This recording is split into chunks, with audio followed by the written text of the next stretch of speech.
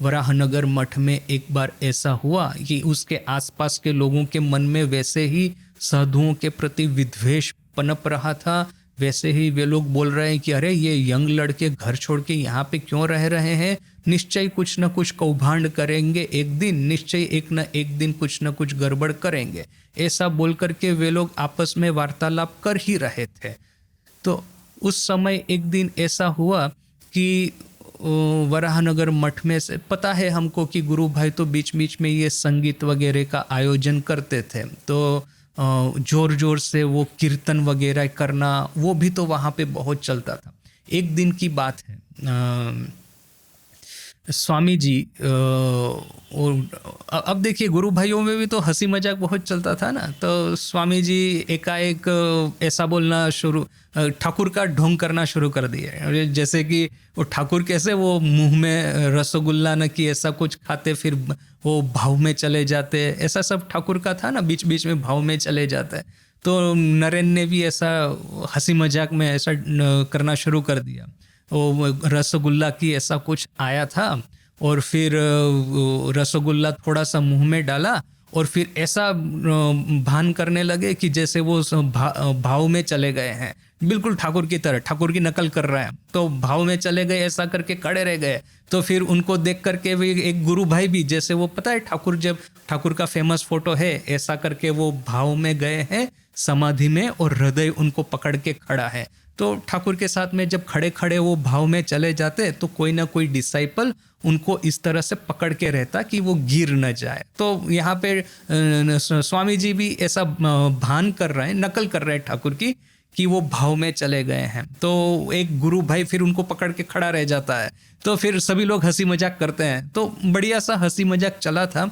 एकाएक स्वामी जी ने रुद्र स्वर से, वीर स्वर से कीर्तन करना शुरू कर दिया। जय श्री गुरु महाराज, जय श्री गुरु महाराज, ऐसा करके चिल्लाना शुरू कर दिया।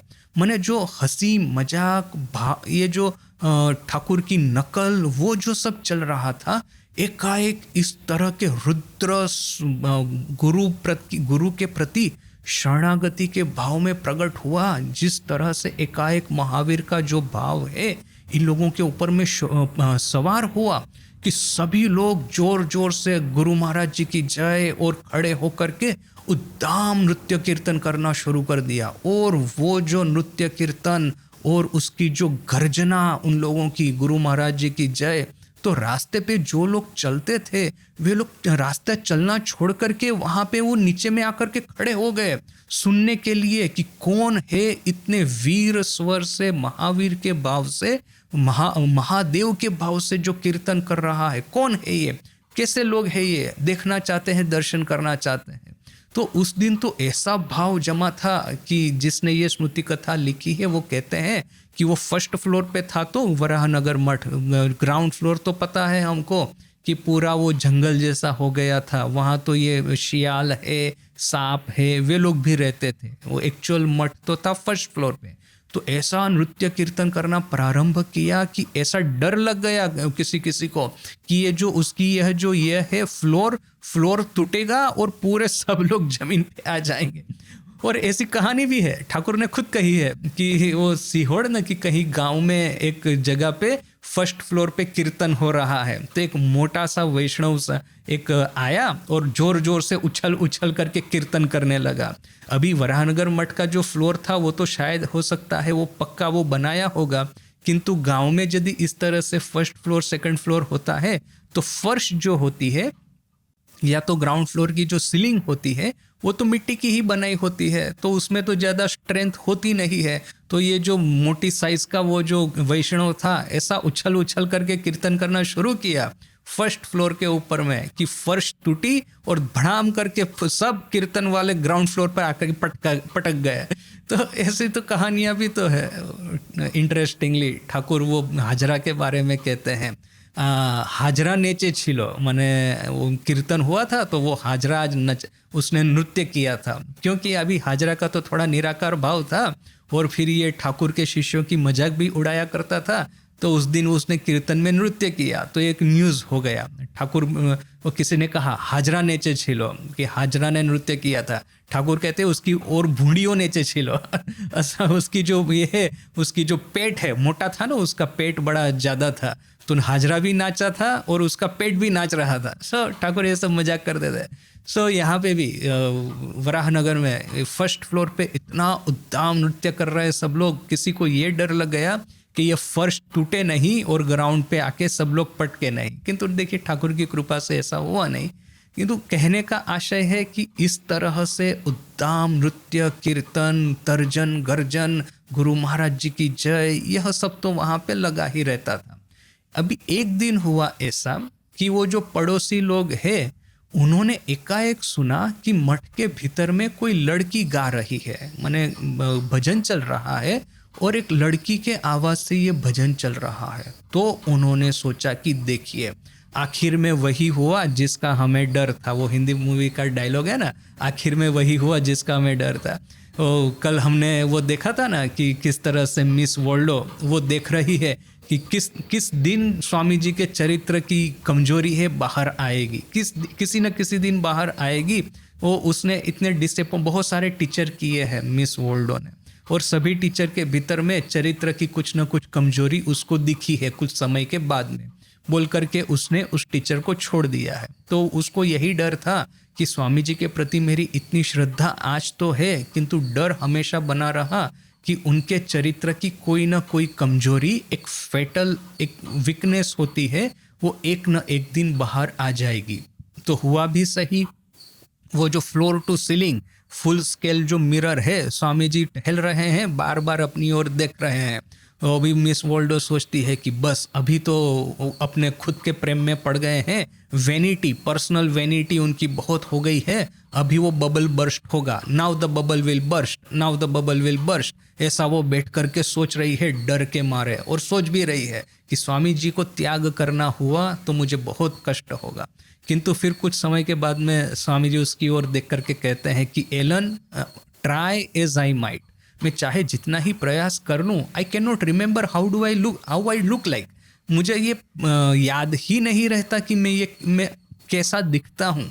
जब मैं मिरर में देखता हूँ तो वो तो ठीक है कि मेरा चेहरा मुझे पता है कि चलो ये मेरा चेहरा है, किंतु जैसे ही मैं मिरर की ओर से मिरर में देखना बंद कर देता हूँ, मैं अपने चेहरे को ही भूल जाता हूँ। तो तब वो मिस वर्ल्डो को थोड़ा सा भरोसा हुआ कि नहीं, चलो अभी तक उनके भीतर में इस तरह का पर्सनल वैनिटी नहीं आया है। किंतु उनका जो डर था कि साधु महापुरुष या तो बड़े टीचर, उनके चरित्र की वीकनेस एक न एक दिन तो बाहर आएगी ही आएगी। तो वैसे ही मठ के आसपास में जो लोग रह रहे थे तो वो लोग भी आपस में बोल ही रहे हैं कि ये लोग साधु बन करके रहते हैं तो एक न एक दिन कौभांड करेंगे, एक न एक दिन भ्रष्टाचार करेंगे ही करेंगे। तो अभी एकाएक सुनने में आया कि वहाँ पे कोई लड़की गा रही है, तो उन्होंने ठीक कर लिया। उस समय के कलकत्ता में भी और आज भी आप देखेंगे कि इस तरह से पुरुषों का मन लुभाने के लिए वो गायिका को लाया जाता है, फिर वो उस तरह के गीत गाती है, वो मुशायरा वगैरह होता है ना, तो इस तरह से तो काफ़ी पॉपुलर था, वो पॉपुलर हमेशा रहेगा। तो यहाँ पे भी इस तरह की किसी लड़की को लाए हैं और साधु लोग अभी सब भ्रष्टाचार कर रहे हैं।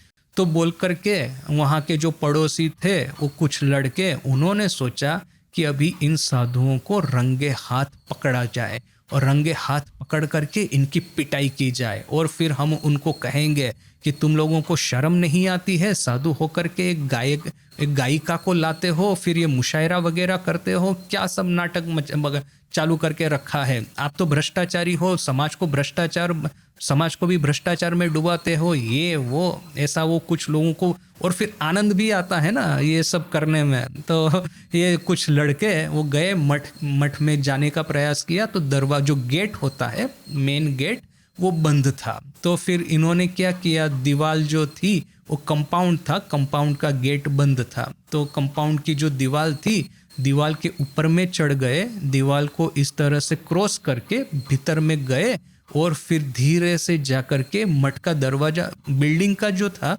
वो दरवाजा खुला ही था। तो वे लोग फर्स्ट फ्लोर पे गए यह सोच करके कि पकड़ेंगे इनको रंगे हाथों। वो जाकर के देखा क्या कि शरत महाराज गा रहे हैं। एक्चुअली शरत महाराज स्वामी शारदानंद, रामकृष्ण लीला प्रसंग के लेखक और माँ के सेवक। एक्चुअली शरत महाराज का क्या था, एक रेमिनिसेंस में है, एक जो कि माँ का भविष्य में त्यागी संतान होने वाला है, किंतु उस समय तो वो एक लड़के के रूप में ही प्रथम बार गया था। तो वो कहता है कि शरत महाराज को जब पहली बार देखा तो इतने मोटे सोटे गणेश की तरह उनकी ये है पेट इतना मोटा था और व्यक्तित्व उनका था बड़ा ही प्रभावशाली था। तो मैं तो बड़ा ही आश्चर्यचकित हो गया कि इतने प्रभावशाली साधु, वाह बहुत अच्छी बात है। किंतु जैसे ही शरत महाराज ने बोलना शुरू किया, मैं इतना आश्चर्यचकित हो गया कि उनका गले का आवाज़ इतना पतला है कि यदि आप उनके सामने में नहीं देखते होते या तो फिर पहली बार सुनेंगे तो ऐसा ही लगेगा कि कोई स्त्री बोल रही है। तो वो शरत महाराज का फोटोग्राफ भी आपने यदि देखा होगा तो ऐसे मोटे सोटे है पूरे, किंतु बोलते थे तो उनके गले का आवाज़ बड़ा पतला था। तो उस दिन शरत महाराज वो गान गा रहे थे, कीर्तन कर रहे थे और उनका आवाज़ ऐसा पतला था कि लोगों को ऐसा भ्रम हो गया कि कोई लड़की गा रही है। बोल करके ये लोग गए तो सही भीतर में जा करके, और फिर देखा तो अरे यही सब लड़के लोग ही बैठे हैं, शरत महाराज भी तो लड़के हैं और वही गा रहे हैं। तो बेचारे बड़े ही शर्मिंदा हो गए। ये गुरु भाइयों ने पूछा कि क्या हुआ, इतनी रात को आप लोग यहाँ पे क्यों आए हैं? तो अभी कुछ तो उत्तर देना पड़ेगा ना। ऐसा कहेंगे कि आपका कीर्तन सुनने के लिए आए हैं तो थोड़ी ना ये लोग मानने वाले हैं। अभी तक तो इनकी निंदा ही की है, एकाएक उनका कीर्तन सुनने को क्यों आ जाएंगे? तो फिर उन्होंने कहा कि हमने तो सोचा कि यहाँ पे कोई लड़की गा रही है तो आप लोगों को रंगे हाथ पकड़ने के लिए आए। अभी यहाँ पे आके पता चला ये तो लड़का है, लड़की नहीं है। तो जैसे ही ये एक्सप्लेनेशन सुनी तो सब गुरु भाई जोर जोर से हंसना शुरू कर दिए। उन्होंने गुस्सा नहीं किया, अगर ठीक है चलो अभी इस तरह की गलती तो होती है, जाओ निकलो यहाँ से।